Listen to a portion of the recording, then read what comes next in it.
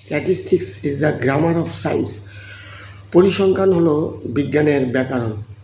উক্তিটির প্রবক্তা অধ্যাপক প্রশান্তচন্দ্র মহলানবিশের জন্মবার্ষিকী পালনের উদ্দেশ্যে Satyendranath Basu DElEd and BEd কলেজের উদ্যোগে আমিও সামিল হয়ে অধ্যাপক মহলানবিশকে জানাই আমার বিনম্র শ্রদ্ধা।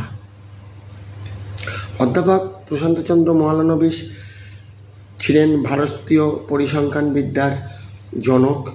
ভারতীয় পরিসংখ্যানবিদ্যার জনক হিসেবে তিনি বিশ্বের দরবারে সুপরিচিত ছিলেন। আমাদের কলেজের IQAC অর্থাৎ ইন্টারনাল কোয়ালিটি অ্যাসুরেন্স সেল বিভাগের উদ্যোগে তার এই অবদানকে স্মরণ করার জন্যে এই শ্রদ্ধাঞ্জলি অনুষ্ঠানের আয়োজন করেছে। তাদের এই উদ্যোগকে কলেজের ভারপ্রাপ্ত হিসেবে আমি জানাই স্বাগত ও অভিনন্দন। 29শে জুন 1893 খ্রিস্টাব্দে কলকাতায় তার জন্ম হয়। কেমব্রিজ বিশ্ববিদ্যালয়ে পদার্থবিদ্যা ও গণিত বিষয় নিয়ে পড়াশোনা করেন। দেশে ফিরে তিনি শুরু করেন তার বিখ্যাত মহলানবিশ মডেলের চর্চা।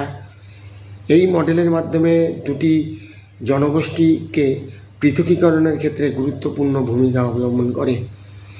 1931 খ্রিস্টাব্দে কলকাতার বরানগরে তিনি প্রতিষ্ঠা করেন ইন্ডিয়ান স্ট্যাটিস্টিক্যাল ইনস্টিটিউশন।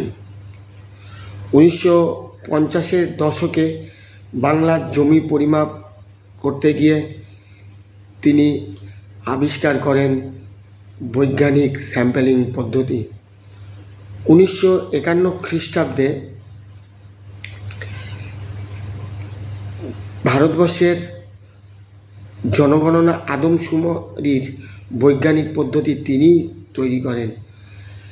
এছাড়া ভারতের দ্বিতীয় পঞ্চবার্ষিকী পরিকল্পনার ক্ষেত্রে মহলানবিশ মডেল তৈরি করেন। মিথ্যা যখন সত্যের বেশ ধরে আসে তখন তাকে চিনে নেওয়ার জন্য আমাদের শেষ পর্যন্ত আশ্রয় নিতে হয় সংখ্যাতত্ত্বেরই।